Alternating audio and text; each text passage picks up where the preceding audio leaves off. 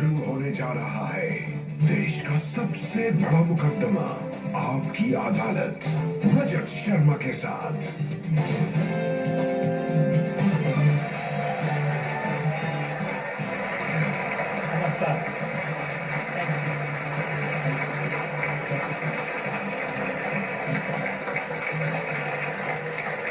आपकी अदालत में आपका स्वागत है। आज हमारे मेहमान हैं देश के सबसे लोकप्रिय धर्मगुरु, सबसे पॉपुलर कथावाचक, समाज सुधारक, बहुत यंग एज में जिन्होंने पूरी दुनिया में ख्याति प्राप्त की। इन्हें दुनिया जानती है बागेश्वर सरकार के नाम से। मैं आमंत्रित कर रहा हूं पंडित धीरेन्द्र कृष्ण शास्त्री को।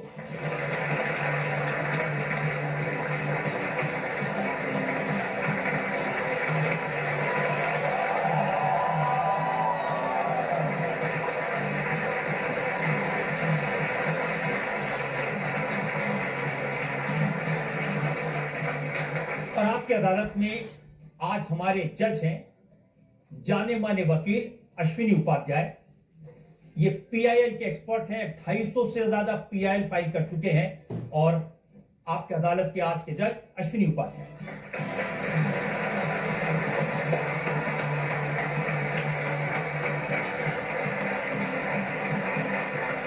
एक नजर डालेंगे उनके जीवन पर। बागेश्वर सरकार के नाम से प्रसिद्ध पंडित धीरेन्द्र शास्त्री की सफलता किसी चमत्कार से कम नहीं। मध्य प्रदेश के गढ़वागंज गांव में एक निर्धन परिवार में जन्मे धीरेन्द्र शास्त्री के आज पूरी दुनिया में करोड़ों फॉलोअर्स हैं। पंडित धीरेन्द्र शास्त्री विशाल बागेश्वर धाम के प्रमुख हैं। बागेश्वर धाम के बालाजी को पंडित धीरेन्द्र शास्त्री ने महाराष्ट्र में भी स्थापित किया है। पंडित धीरेन्द्र शास्त्री को अब अमेरिका, यूरोप और अफ्रीका के देशों में कथा वाचन के लिए आमंत्रित किया जाता है। पंडित धीरेन्द्र शास्त्री की ब्रांडेड जैकेट, चार्टर्ड प्लेन्स और लग्जरी कार्स की चर्चा होती है। अब शास्त्री जी, जो कथावाचक होते हैं, प्रवचन देने वाले साधु संत होते हैं, आमतौर पर धीर गंभीर स्वभाव के होते हैं, लेकिन आप बड़े नटखट हैं, चंचल हैं, मस्ती करते रहते हैं। और आपके जो भक्त हैं उनके साथ भी खूब मस्ती करते हैं। जिसकी मस्ती जिंदा है उसकी हस्ती जिंदा है, वरना जबरदस्ती जिंदा है। हमारे जीवन में हमें ना आसक्ति है ना अनासक्ति है, ना मोह है ना निर्मोह है, ना हम बैरागी है ना गृहस्थी है वर्तमान में। तो भगवान की कृपा से जैसा जीवन है, सबकी अपनी अपनी प्रवृत्तियां होती। स्वभाव में साधु में गंभीरता भी होनी चाहिए, चंचलता भी होनी चाहिए, पर जिंदगी को आनंद की तरह जीना चाहिए। इसलिए हम मस्ती के साथ जीते हैं, परवाह नहीं करते कि लोगों को क्या टेंशन है, क्योंकि हम टेंशन लेने नहीं आए, कुछ लोगों को देने आए।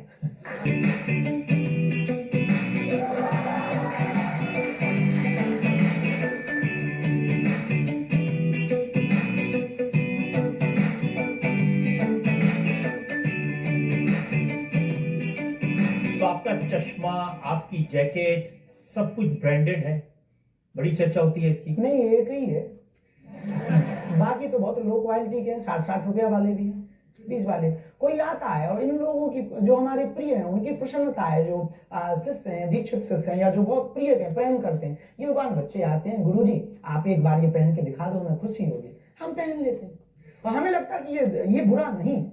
इसलिए बुरा नहीं कि हमने ना तो कभी संन्यास लिया, ना हम साधु। जब साधु नहीं है, ना हमने ऐसी कोई घोषणा की, तो ये पहनना बुरा नहीं है। जब इस देश में बलात्कार करने वाला करोड़ों के मकानों में रह सकता, नाचने वाला अरबों खरबों के बंगले और गाड़ी में रह सकता, देश में गद्दारी करने वाला, घूस लेने वाला व्यक्ति इस देश में बड़े बड़े बंगलों में, बड़ी बड़ी गाड़ी में रह सकता, तो एक साधु को कोई दे दे और वो चश्मा पहन ले तो वो जी सकता है। यार, ये कोई बुराई नहीं है। ऑस्ट्रेलिया में अंग्रेजी कैसी बोली, इसका एक एग्जाम्पल मेरे पास है, तो मैं लोगों को दिखाना चाहता हूँ video. Thank you, your family, your business, your work, your relative, all peoples. I'm praying, Lord Hanuman, and bless for you. Thank you so much. बहुत बढ़िया, बहुत बढ़िया। सही गई, सही गई, राइट हो गई है। अरे गजब, एक कमाल की इंग्लिश बोली आपने। बस इतने ही समझ लो कि बस ये लास्ट चांस है।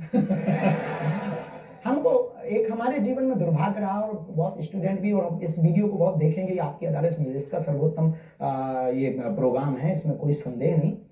हमारे जीवन में एक दुर्भाग्य तो नहीं कह सकते, लेकिन एक कमी रही। हमने सब कुछ जाना, पढ़ा, अध्यात्म को भी जितना गुरु कृपा हुई, सब कुछ। एक कमी रही, हम अंग्रेजी नहीं पढ़ पाए। उनके प्रभाव से पहुंचे, हमारे नहीं। मुझे ध्यान है पिछली बार जब आपकी अदालत में आप आए थे तो मैंने आपको कहा था कि मोदी जी के फर्जी वीडियो चल रहे हैं बागेश्वर धामानी के। अब रियल हो गए। लोग चला देते हैं, कुछ भी डाल देते हैं। हम तो बहुत परेशान हैं इन सबसे। रोज तो हमारी शादी करवा देते हैं, और रोज कहीं सांप बना देते हैं, कहीं बंदर भेज देते हैं, कहीं कुछ कर देते हैं। हम तो इतने पक गए, और हर बार हमारी लड़की बदल देते हैं। और इतने पक गए, कहीं कह देते हैं लो बाबा को पुलिस ने पकड़ लिया, कहीं कह देते हैं लो बाबा ने ऐसा कर दिया, अब कहीं कह देते हैं बाबा लोग विदेश में फंस गया, अब बुरे फंसे बागेश्वर बाबा। ऐसे बना बना के हमें यही समझ में नहीं आता, हम फंसे काहे में। तो ये एआई से बनते हैं सारे।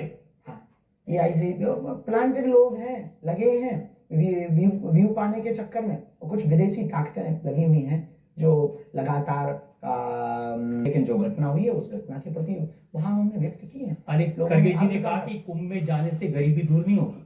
ये बात तो सही है, तो मस्जिद में भी चादर चढ़ाने से गरीबी दूर नहीं होगी।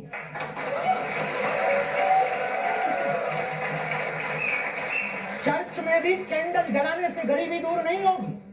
पार्टियों में भी झंडा लगाने से, बैनर टांगने से देश की गरीबी दूर नहीं होगी। और पार्टियों में भी नेताओं पर 5-5 लाख का भत्ता खर्च करने से देश की गरीबी दूर नहीं होगी।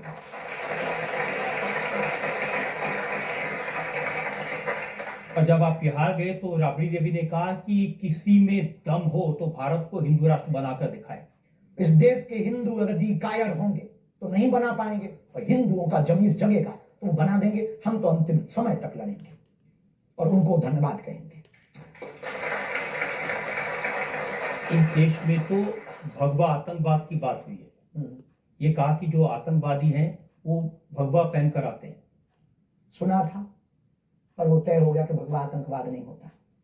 अभी सुप्रीम कोर्ट ने निराकरण किया, भगवा आतंकवाद नहीं होता ना। भगवा आतंकवाद जो सच्चा हिंदू होगा, हिंदुत्व की विचारधारा को पढ़ेगा।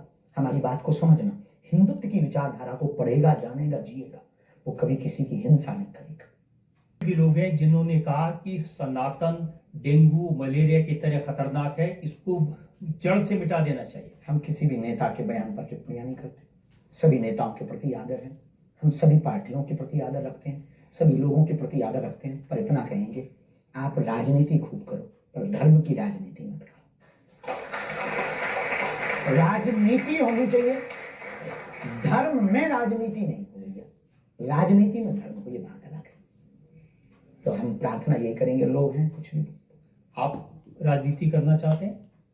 इससे बेहतर जो कर रहे हैं, हमें नहीं लगता कि राजनीति है। कौन माथा पच्ची में पड़े, यही बहुत अच्छा है। जिस काम के लिए भगवान ने भेजा है, ये काम जब तक जिएंगे यही करेंगे, इसी में हम संतुष्ट हैं।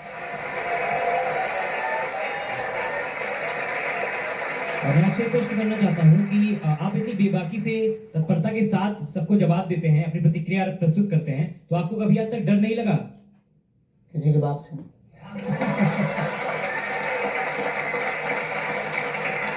पूछो। आज हमने मुकदमा चलाया आचार्य धीरेन्द्र कृष्ण शास्त्री पर। वो देश के सबसे लोकप्रिय कथावाचक हैं। लोग उनके प्रवचनों को बड़े ध्यान से सुनते हैं, उनकी बातों का लोगों के मानस पर असर होता है। और उन्होंने आपकी अदालत में हर सवाल का बड़ी बेबाकी से जवाब दिया। अब वक्त है आज के जज अश्विनी उपाध्याय के फैसले का। रजत जी, आपने लगातार धीरेन्द्र कृष्ण शास्त्री जी से बहुत कठोर और एकदम यथार्थ सवाल पूछे, आपको धन्यवाद। और धीरेन्द्र कृष्ण शास्त्री जी का मैं लगातार पर्चा बना ही रहा था। शास्त्री जी ने सारी बातें अपने फैक्ट्स के आधार पर रखी दुर्योधन का ननिहाल अफगानिस्तान हो चुका है, भरत का ननिहाल पाकिस्तान हो चुका है, जहां से माता कैकेयी आई थी। और ये भी सच्ची बात है जो शास्त्री जी ने बोला कि भारत के 9 राज्यों में हिंदू खत्म हो चुके हैं, 800 जिलों में से 200 जिलों में खत्म हो गए हैं, 6000 तहसीलों में से 1500 तहसीलों की डेमोग्राफी बदल गई है, ये भी कड़वी सच्चाई है। बॉर्डर के 300 तहसीलों की डेमोग्राफी बदल गई, ये भी कड़वी सच्चाई है। और इसका बड़ा कारण है धर्मांतरण, घुसपैठ, लफ्ज़ जिहाद। तो आपने बहुत सभी सवालों का फैक्ट के साथ जवाब दिया, इसलिए अदालत आपको इस पूरे से बरी करती है।